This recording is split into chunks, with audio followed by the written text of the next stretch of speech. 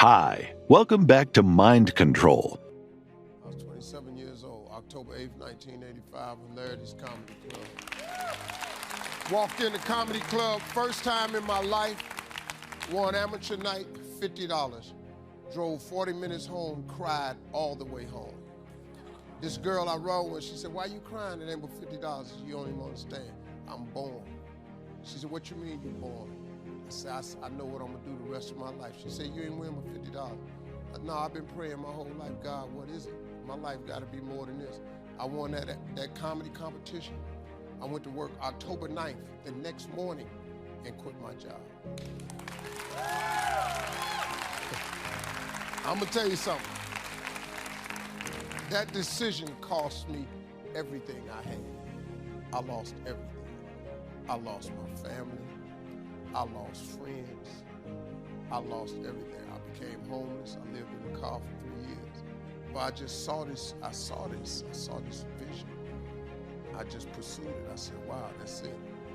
You have to take chances in life. If you don't take chances in life, you'll never have the life God has for you. Life is about risk. If you play it safe in life, you ain't gonna have much of a life. If you play it safe, you won't have much of a life. Life is risk. It take courage to pursue your dream. I just did it.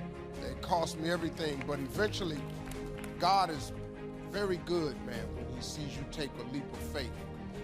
He supplies you everything you need. Now, it's gonna cost you something. But most people are not willing to pay what it costs to go after your dream, because you're gonna have to hurt a little bit.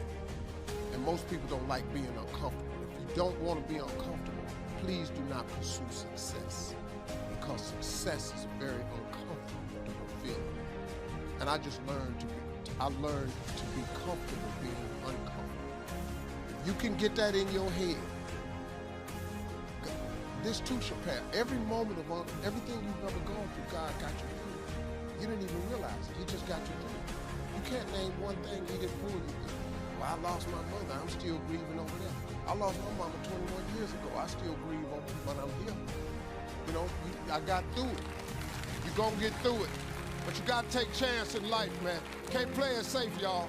You gotta jump, you gotta go for it. Let's go.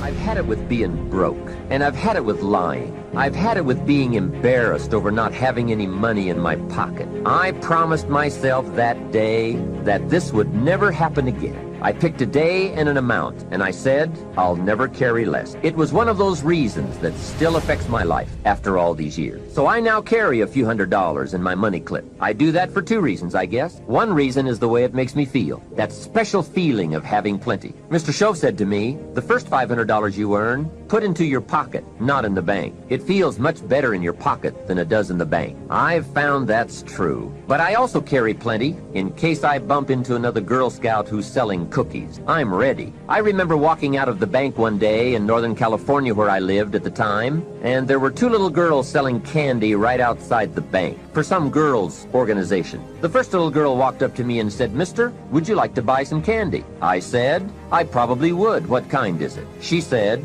"It's almond roca." I said, "That's my favorite." She said, "Wonderful." I asked, "How much is it?" She said, "It's only $2. I thought, it couldn't be. Still $2 after all these years? I couldn't help remembering the Girl Scout and the cookies. I said, "How many boxes of that candy have you got?" She said, "I've got 5. And the other little girl standing there, she was selling candy too. I asked, "How many boxes do you have?" She said, "I've got 4. I said, "That's 9. I'll take them all." They said, "Really?" I said, "Yes. I've got some friends, so I'll pass some around." They got so excited, put all this candy together. I reached into my pocket and gave them $18. Now, when I've got the candy and they've got the money, that first little girl looks up and says, "Mister, you are really something." How about that? Can you imagine only spending $18 and having someone look at you in the face and say, "You are really something"? Now you know why I carry heavy. I'm not going to miss those chances anymore. It was a small goal, just a few $100s, but it had a big effect on my life. I have a dear friend, Robert Depew. Bobby used to be a school teacher in Lindsay, California, the olive capital.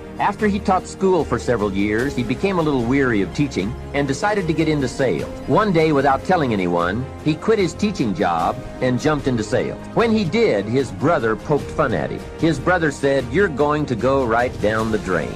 You had a good teaching job. Now you're going to lose everything you have. You must be out of your mind." He put him down something fierce. Bobby said, "The way my brother acted made me so angry, I decided to get rid." I believe it gives you satisfaction. Have you ever bitten into like a great steak and like, oh my gosh, it's delicious? You ever had that happen, yes or no? Did it make you not want the next bite more? Or did you want it more? See, there's a part of your brain, there's serotonin in your brain. The more you celebrate your wins, you celebrate when you're here, you have fun along the way, it begins to train your brain, you want to go to the next level. But if you cheat yourself from the celebration, you cheat yourself from the joy, it's always just a grind. Eventually there's this thing called frying and burnout where your brain doesn't want to do it anymore because it's not pleasurable. It gets no dopamine hit, no serotonin hit, and it wants to stop. You have to be blissfully dissatisfied. I talk about this in one of my audios and my book. My wife's a great example of this. We're complete opposites. I'm running out of time. I'm a super aggressive achiever. My wife, I call my wife, she's easy happy, easy satisfied. If we were living in a log cabin in the middle of nowhere, but we could cuddle up all day long and kissy kissy, she'd be happy all day long. She wears jeans and t-shirts. She could care less about material things. She could not tell you within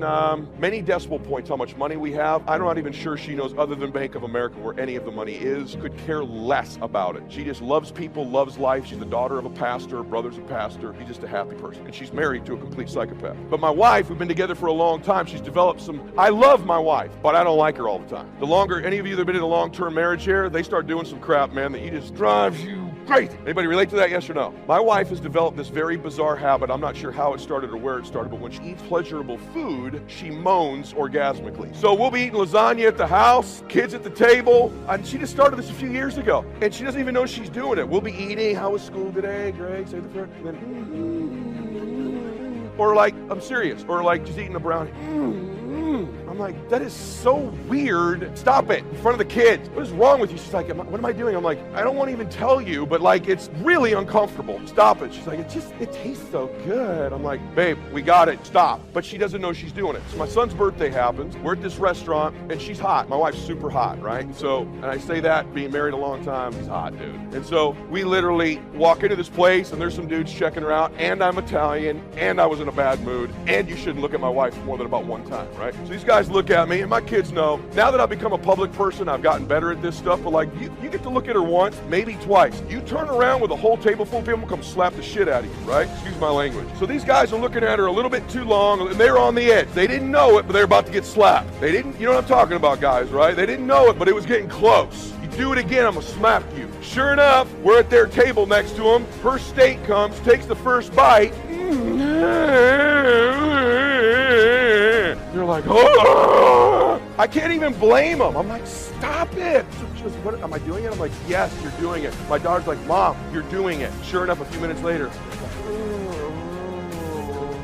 I'm like, this is embarrassing as hell. I can't even go slap these guys. These dudes are literally losing their minds, right? So we leave the dinner, we get home, we're getting ready to do what married people do after a night out. She's in the bed, and I go, hey, you know what I'm gonna do? We'll go upstairs and grab a steak. And I'm throwing this thing in his bed with us, because I've never heard you make these kind of noises before. So we're throwing this steak in the mix, right? She's like, and she literally says to me, she goes, it's just so blissful. And I'm like, that's a training, because I'm dissatisfied and you're blissful. And I'm gonna tell you something, there's a lot of validity. You need to learn to be in bliss as you're dissatisfied. That bliss will cause you want to take next bite, next haul, next finance. At that same dinner, my daughter said to me, hey Dad, my daughter's pretty, like she's like me. My son's sweetie like his mom. My daughter goes, hey Dad, what's up with the midlife crisis? She saw the video, I go, midlife crisis? What are you talking about? She goes, come on, social media, you're growing the beard out, the tight t-shirts, you're going through a midlife crisis. And I go, you know what, you're right, I am. Here's what you don't know. I was going through a young life crisis. When Daddy was 20 years old, I was going through a crisis to get to the next level at 21. I was going through a crisis when I was 28 to be better at 29. I was in a crisis when I was 35 to be a better version of me at 36. And guess what, boo? When Daddy's 55, I'll be in another crisis before I get to 56. And that's a fact. Anybody that knows me, if you want to adopt one of my personality traits, I'm in a crisis to get to the next level. So what do you do when you're a doctor and you can't check in your own hospital? What do you do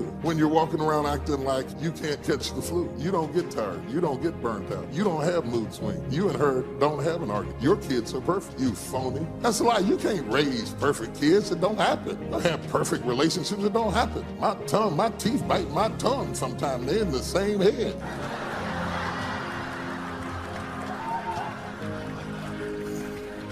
I mean, and there's no warning and nothing right in the middle of eating a hot dog. Just dang. Next time y'all gonna argue, would you send out a memo or something? Because y'all are supposed to be in agreement, bless God. We're supposed to be in agreement. We're supposed to touch and agree on this hot dog. I'm put all that to the side. That's the salad. Let me say something about some of this. I'm almost finished. But here's the interesting thing. Separate and apart from everything that Elijah is going through, God is preparing Elisha to be a support to the man of God. Now, it's going on while Elisha is plowing. Elisha is plowing, the son of a wealthy family, an heir to become the heir apparent to a family that is wealthy enough to have a field to plow, and at least 12 yoke of oxen meant that they were affluent people. This boy was being groomed to take over a major organization, and all he had to do was keep plowing. But while he's plowing behind the ox, he's frustrated because he has the sneaking, nagging feeling that there is something he's supposed to do with his life he's not doing. And I don't care how much people pay you. I don't care if you get the corner office at the top of a corporate building. When there's something else that you're supposed to be doing, you're not happy doing it. You're only happy when you found your spot and you're in your place and you're doing your thing. It brings fulfillment and gratification when you're doing the thing you were born to do. Bless God. You don't do it for the money. The money just comes behind the purpose. Provision comes to purpose. The provision cannot be the purpose. You'll never be happy because you make a lot of money. All money does is make you more of what you were already. If you're lustful broke, you can do it better with money. That's the truth. If you're hateful broke, you get money, you can be hateful better. People are scared to say anything back to you. Money just makes you bigger at what you were before. Thank you so much for watching till the end. Don't forget to share your thoughts in the comments section. Please also like, subscribe, and share this video with your friends and families. Please watch our other motivational videos. Thank you again.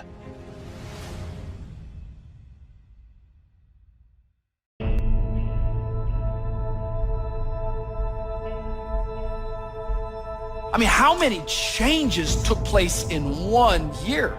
No matter what we want to think, no matter what we want to believe, we all changed in 2020. My life changed, my mind changed, my habits changed, my discipline changed. I am not who I was. I want to know, is there anybody in here who can definitively say with evidence by looking at your behavior, not your clothes, that you are not who you were? Some of you, you're even watching this right now, and in just less than 10 months, your whole life looks completely different. And you weren't expecting that, you weren't planning on that, you had no idea those changes were coming. I suppose the question is, did you change for the worse, or did you change for the better? Because everyone changes, but not everyone improves. Successful people know how to change with the times. They don't get stuck in a rut, doing the same thing the same way year after year. They're constantly evaluating where they are, and they make adjustments so they can improve. We have to stay open for change. We can't get so set in our ways that we won't try anything new. This is why many people don't have any enthusiasm. There's no freshness in their life. Every time an opportunity comes for change, for promotion, because they're not used to it, they shrink back. They don't realize that's what's keeping them from going to the next level. I had a change in my heart. I had a change in my mind. I had a change in my behavior. When he got to change in me, I thought completely differently than I do today. You can see it in my walk. You can see it in my talk. You can see it in my behavior. People I used to run with, I don't run with anymore. Places I used to go, I don't go no more. I know I've been changed. I know I've been.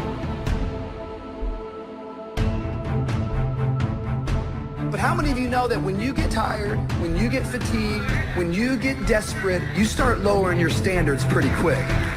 Like, you ever woken up in the night mad thirsty? Dude, you make your way to the refrigerator, you open up that refrigerator, the light hits you like it's heaven.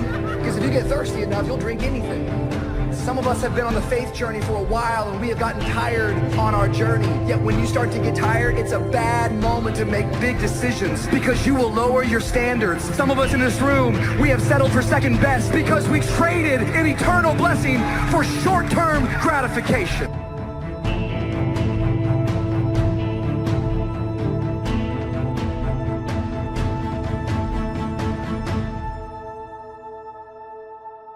Napoleon said, number one, a leader needs unwavering courage. I don't know if I totally agree with the unwavering part of this or not, because sometimes our courage does waver a little. It bend but not break. You know, courage mounts up, and then sometimes we have the doubts that creep in, and we reach a little deeper to find that courage that overcomes our doubts and our fears. So I would probably debate a little bit with Napoleon on this unwavering courage, because sometimes courage does waver. But as long as it stays, as long as in the end there it is to serve you, the courage to do what you didn't think you could do, the courage to step into territory that might be a little unfamiliar, the courage to talk to somebody you don't know, the courage to attempt conducting a meeting, the courage to give your first testimonial, the courage to solve problems you couldn't solve before, that kind of courage. Courage to stand up when it's sort of dark in your corner, the courage to do it when it isn't going your way, seemingly. That kind of courage. Wavering a little at times, yes, because we all have doubts that attack us. We all have small fears that creep in. That is the nature of life. But that's what faith is all about. That's what courage is all about. To serve us when our doubts will not serve us well. Faith to overcome fear and courage to overcome our doubts. Second, Napoleon said self-control. That, of course, is the very essence of life itself, is self-control. Because we all have this warfare going on. You know, it's going on in the world, the warfare between liberty and tyranny. In our own body, the warfare between health and illness, the struggle is on. Struggle between light and darkness, the struggle between good and evil. I call it opposites in conflict. And as soon as you're born into the world, as soon as you find yourself and discover yourself on this spinning planet headed somewhere, you know that this exists. To be a civilized society, we must drive the dark side of our nature into a small corner and let the positive side flourish.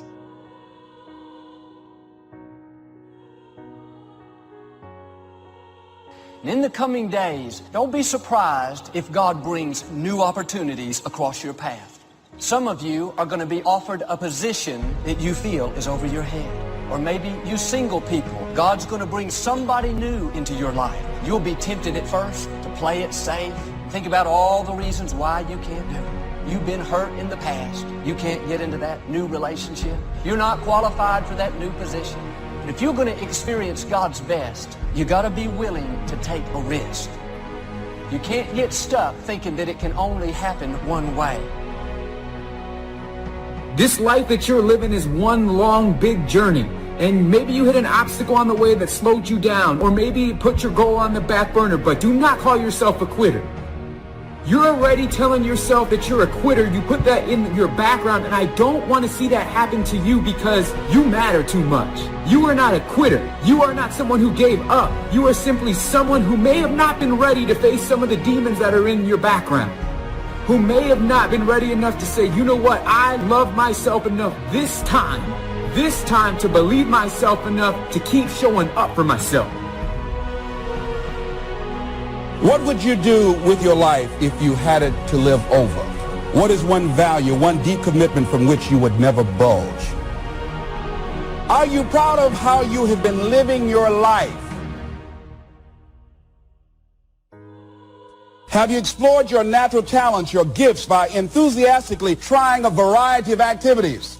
Ladies and gentlemen, a lot of us have so much talent and abilities, we just put them back on the back burner, or just left them aside someplace. Never did anything with them, never brought them out here. What are you sitting on? What gifts are you sitting on? Have you resigned yourself to a life feeling that nothing can be done to change your future or your circumstances? Have you been afraid to try something different because you're afraid of how people will react to you or what they will think? Early, we must learn to exercise self-control. Power is a wonderful thing, but it must be exercised properly. It must be exercised to benefit, not to destruction. So self-control is certainly necessary to be a strong leader, so that you can become the best example. The example of having your temper well managed, to having that dark side of your nature under control. The best example of choosing wise words and not being careless, that kind of control.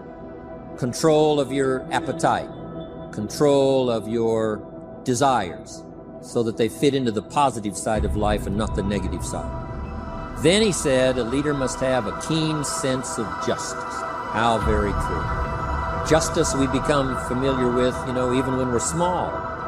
When certain things that happened or were done to us that something told us that wasn't right. Someone did us wrong. We have that sense of right and wrong, and it starts very early. Then we have to have that sense of utilizing what's right and what's wrong so that we develop this sense of justice, this sense of being fair, this sense of being on the positive side, on the right side. To minimize a person's mistakes, they need to have this sense of justice. We have to have justice when we're building an organization. What's fair, what is a good balance, certain rules and regulations, so that all of us have a chance to fit within this framework of fairness, justice, and what's right. Otherwise, enterprise cannot work. Otherwise, we have what we call, in the political sense, anarchy, where there is no justice. When might is the order of the day, power is the order of the day, not the law, not the rule, not what's right, but power. And we would all dismiss that. It's been a catastrophe in the last 6,000 years.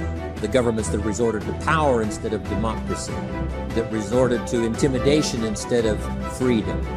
And we all know the terrible toll that takes. But it takes a toll not only politically in a country or politically around the world, but it takes a toll even in enterprise. It takes a toll in school if a teacher is unfair. It takes a toll in working on a team where someone is unfair, or where the leadership is not fair in the administration of justice. So this is true. A keen sense of justice and what's fair and what's right. Part of this we have to learn as we go. You don't have it all the first year. You haven't got it all the second year, the third year. After all the years that I've been around, both as a human being and as a business person, you're still, even at these years, trying to decide what's best, what's fair, what's right, to give balance to our life and to build on a firm foundation for the future. Here's another one, he said, definiteness of decision. Indecision is the thief of opportunity. If you don't decide, the opportunity could slip away. If you don't decide what you're going to do today, the day could get away and you're not very effective. To the best of your ability, have some idea, some good plan. Sure enough, the day escapes. And in the morning you say, let's see, what should I do now? In the afternoon you say, hey, time's getting away from me. What should I do now? And now most of the day is lost.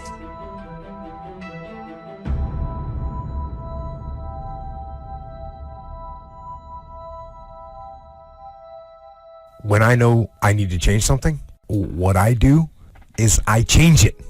I've had people that listen to the podcast and they've reached out to me over the past few years, and one of the main messages that they took and put into action was actually putting things into action. These are just normal people, but they're normal people that knew they needed to make a change. And they decided they were going to make a change, and then they made it. And that is what you can do too. If you have something to change, if you want to change something, change it. Change it now. Find something that you can look at your life that you say, hey, I know I've got a problem in this area, being late. I need to take care of that. Procrastinating. I need to deal with that. creating an imbalance in my life where I'm spending more time looking at television or having social fun and not spending enough time working on me. See, most people spend more time working on their jobs than they spend working on themselves. And whatever we achieve in life, whatever we create, whatever we're able to manifest comes out of the human mind. So many times, guys, we get distracted by things that we either have no control of or matter nothing to our goals. I want to ask you guys tonight, just do a little favor. And I want you to write down things that you focused on today that held you back from being the person that you want to be. Did you worry about the behavior of someone else, something that you got no control over? Or did you stress about something that hasn't even happened yet? Did you give yourself negative vibes because you're worried about something that you have a fear over? And I also want you to write down things that you focused on today that helped get you closer to the person that you want to be. Did you eat right? Did you exercise today? What are things that you focused on today that you know are going to make you a better version of yourself so that you can show up stronger tomorrow than you did today? You've been given the dignity of choice. You don't have to repeat this year the same as last year. You can tear up last year's plan, develop a new plan. Now here's the choice on being a human being: to be part of all we were meant to be, or to be all, to strive for all, or half, or some. The choice is up to you to develop 1 skill or 10 skills. And this is all a matter of choice. And when somebody says, no, you ought to learn 4, you got to resist all that, because this is personal dignity. And you don't want to destroy someone's dignity by doing all the oughts and then they feel reluctant to do it. Now we've got problems. Most of the day escapes not being utilized. It doesn't work for you simply because you didn't make those decisions early, at the early part of the day. The decisions we make in the early part of our life sometimes last for a lifetime. The early decisions that you make about what you're going to do with your life, those decisions are vitally important. If you neglect them and don't make them, sure enough, the time passes and the opportunity sometimes is diminished. And sometimes you spend a lot of time now catching up simply because you didn't make those early decisions. So it's the decisions at the first of the day, it's the decisions at the early part of the month, it's the decisions at the early part of the year that greatly determines what kind of year you're going to have. The decisions you make in the early days of your marriage, sometimes those are the decisions that affect the marriage for a lifetime. The decisions you make at the first chance you see opportunity, those decisions, what you're going to do with it, how far you're going to take it, what it's going to be meaning to you in the years to come. Those early decisions are vitally important. Then we need decisions to correct poor decisions, to overcome our mistakes. It's possible, of course, for all of us to make unwise decisions. And at the end of 1 year, at the end of 1 week, 1 month, or at the end of a few years, we say, that decision cost me too much. Cost me a lot of time, cost me a lot of money, cost me maybe a good relationship, cost me a chance to be productive. But as long as you're alive, there's still a chance to use new decision power to correct the mistakes of decisions that were bad in the past. All of us have the opportunity to do that, but I think Napoleon was right here too. You got to be definite in making decisions so that the opportunity doesn't pass you by. Take advantage. Here's the next one. Napoleon Hill said, a good leader has definite plans. How important that is. So here's what you should do. The lack of plans have lost a month or two, or you've lost a week or two, or maybe you've lost a year and you were 10% effective instead of 100%. Now's the time to change all that and start making some plans. You got to have some plans for your family. All right? You got to take your family along. Don't leave them out. One of the challenges all of us have in making our plans is how to balance everything, to make sure that we don't regret at the end of a year, I spent too much time on that. I spent too much money. And then if you have, say, how can I not do that again? Construct some better plans so that you won't have any regrets at the end of a year to come, 5 years to come, 3 or 4, 5 years to come. But now for you, your plans to be financially secure. You got to have a good plan for your resources so that you find yourself secure regardless of what happens. One more on plans, and that is the plan for your personal development. The plan to be better this year than last year. The plan to take the classes, attend the workshops, do everything you possibly can to show personal progress. Not just financial progress, not just the progress of having one more car or one more home, but the progress of personality, the progress of communication skills, the progress in how to deal with people, progress in using your influence so that it multiplies its power by 5 by 10 versus what it used to be. You need those kind of plans. A plan for personal growth, personal development. Next, Napoleon Hill had a good saying. It was something my father had and passed it on to me as a good philosophy. And here's what he said. A good leader has the habit of doing more than what he gets paid for. What an incredible philosophy this is. The habit of doing more than you get paid for. It's what we call the service that you put out like seeds in the ground that doesn't bring the harvest immediately, but the harvest is yet to come. It's called like putting out the capital in capitalism. Doing more than you get paid for means that you're getting ready for the next move up. Because if you do more than you get paid for, you've made an investment.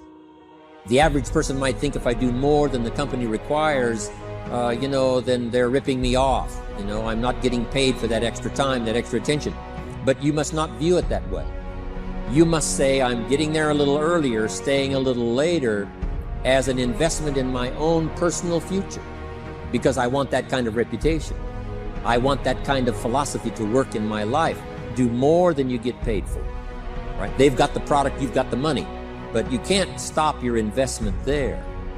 Now you must develop the investment in time, effort, and energy in turning that new customer into a testimonial. And sometimes that's the most difficult work, the work after the sale. Because the sale might be fairly easy. Someone says, hey, I've been looking for this product, I need it, here's my money. But now you've got to stay with them, make sure they don't just buy the product, but that they use the product. And that they don't just use the product, they keep using the product. That's the work after the sale. But if you learn to make that kind of an investment and do more than you get immediately paid for, that kind of investment is so powerful. So you do more than you get paid for up front. It's happened for me, making the investment. When I first started lecturing, I talked to high school classes, college classes, service clubs, and I gave it all away. I went and talked for free. Someone said, Mr. Owen, would you come and do this breakfast talk? I said, sure. Could you do this luncheon talk for this service club? I said, of course. And all of that in the beginning was for free.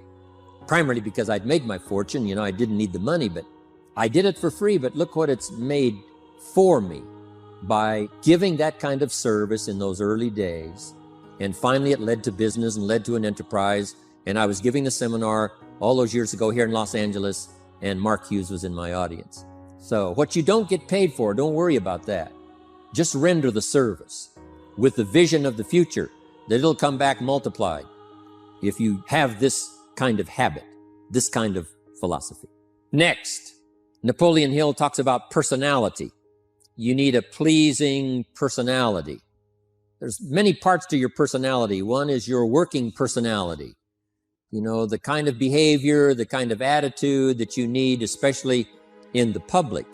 Some things you can kind of get by with being a little careless, maybe in private, but in public, where it counts so much in your paycheck, it counts so much in building your business for the future, your own personality. But here's what you also must remember. You develop your personality in private so that it serves you well in the public. Sometimes we get the mistaken idea, I can be careless with just these few and be more careful when I have 1,000. But see, that doesn't work that way.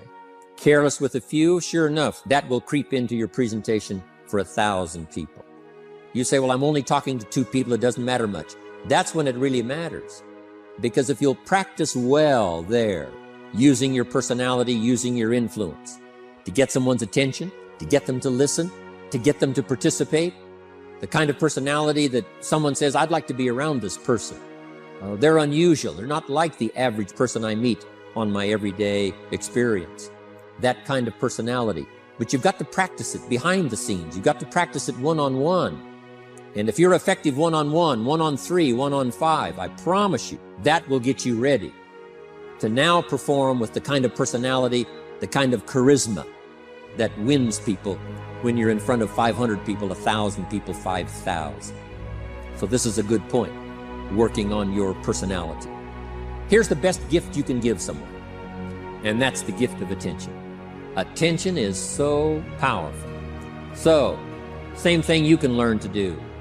Utilize your personality, utilize your influence, give people the gift of attention. Next, Napoleon Hill said a leader needs sympathy and understanding. We have to develop that early in our lives. All of our lives, we have to look at those that are less fortunate than we are, those who need a helping hand, and especially now we learn to look at those who need an opportunity, those who need a change in their health, those who need a change in their life and in their lifestyle. It's this kind of sympathy and understanding that drove Mark Hughes to construct the company. It took that kind of understanding, that kind of sympathy, that kind of deep emotional feeling. Then Mark understood what it meant to be poor. He understood what it meant not to have. He understood what it meant to be short on finances, on resources. He understood what it meant to lack full formal education. He knew all of those lacks. And instead of crying about it, he said, what I will do is change it for myself, and then I'll help other people that have the same challenge. Lack of education, lack of the money, lack of the resources, lack of good health, faced with all kinds of difficulties they can't solve. I'll get mine solved, and then I'll be strong enough and have the skills to where I can help other people. That kind of leadership quality is so powerful. That kind of understanding. Here's the next one. A leader must have, Napoleon said, a mastery of the details. How very true. All can be lost with just a couple of missing details. The drama is in the details. Someone says, you know, I lost 30 pounds. Well, 30 pounds is 30 pounds, but that's not the drama. The drama is, where were you before? Now someone begins to give us some of the details. And then after they've lost the weight, now how they feel. Now their self-confidence has been restored.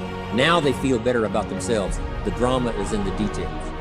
But this is also important in the details of your day, the details of your business, the details of good communication. Master the details. Now here's the next three. Willingness to assume full responsibility. Mark Hughes says, what happened to me might not have been my responsibility, but what I do about it is my full responsibility. I've had some things, some people did me wrong. In his first couple of business experiences, he was done wrong. Some people ran off with the money. He was left holding the bag. But he said, that's what happened. And I was not responsible for what happened, but I am responsible for saying to myself, now, what am I going to do about what's happened? If a hailstorm destroys the farmer's crop, he wasn't responsible for that. But his responsibility now begins when the hailstorm is over, when he asks the question of himself, what should I do now? Now that this catastrophe is over, now that the damage is done, now what should I do about it? And a philosophy I've taught all these years, it's not what happens to you that determines your future. It's what you do about what happens that determines your future. And this is a major part of it, accepting full responsibility. If you've got an organization, you're conducting meetings, and you're the leader, the responsibility ends with you. Someone else may mess up, make some mistakes, still your responsibility. Some things over which you have no control, understandable. But what you do about it now, how you fix it, the diplomacy you use, the strategy you use, that's the kind of responsibility now that depends on you. Also, you've got to be responsible for your future. Nobody's going to fix it. No one else is going to design it. No one else is going to come along and say, hey, I will make sure it all works well for you. You've got to take all the input. You've got to take all the testimonials, all the teaching, all the training, all the influence. Then you've got to have the responsibility of designing your life. You can design a life of prosperity, or you can design a life just to coast and get by. The responsibility belongs to you. Next is cooperation. Ideas. We take advantage of each other's input. We take advantage of each other's enthusiasm. We take advantage of each other's testimonial. And we take advantage of each other's willingness to grow. In those early days, Mark got the group together. Jerry Shatanovich, Doug Stuntz, the rest, and made some plans to cooperate. Said, no telling what kind of powerful meetings we can have if we work together. No telling how many people we can affect, even right away, if we work together. You do this part, you do this part, I'll do this part, we'll make it work together, and we'll get the ball rolling. There's an ancient phrase that says, if 2 or 3 agree, nothing is impossible. If they agree on the same project, if they agree on the same vision, If they agree on how to get there, I'm telling you, nothing is impossible. Nothing can stand in their way. Just 2 or 3. If we cooperate, there's nothing we can't do. There isn't anyone we can't touch with this incredible story. Cooperation. That's why I'm here. Send out some ideas. Give you some notes to take, something to think about and ponder, something to talk about with the people that you associate with and are building your business. That kind of cooperation is going to make this a powerful year. But it'll get us to much more than just those numbers. It'll get us to a place of honor, respect, prestige, influence, feeling good about ourselves for the hard work that we're doing, cooperating with each other. Now, here's the last one. Napoleon Hill said, a major attribute of leadership is vision. Vision is in many parts. 1, a vision for your own course to follow. A vision for you, for yourself. A vision for your financial future. A vision for your health. A vision for your wealth. A vision for you to latch onto and make something out of. A vision for your family, because vision must now lift others as well as ourselves. Guess what our family is counting on? That we'll be able to see things that at first they cannot see. That we'll be able to look further into the future than perhaps they will be able to look. The same is true with your organization, the people that are around you. They're counting on your vision. Perhaps you've been there a little longer than they have. Maybe you've been there a lot longer than they have.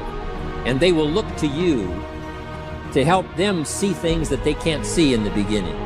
And if you will do that, develop that attribute of leadership, I'm telling you, you'll have such a dramatic effect on your organization, it will be unbelievable. A vision for yourself, a vision for your family, a vision for your organization, a vision for the people that you're close to.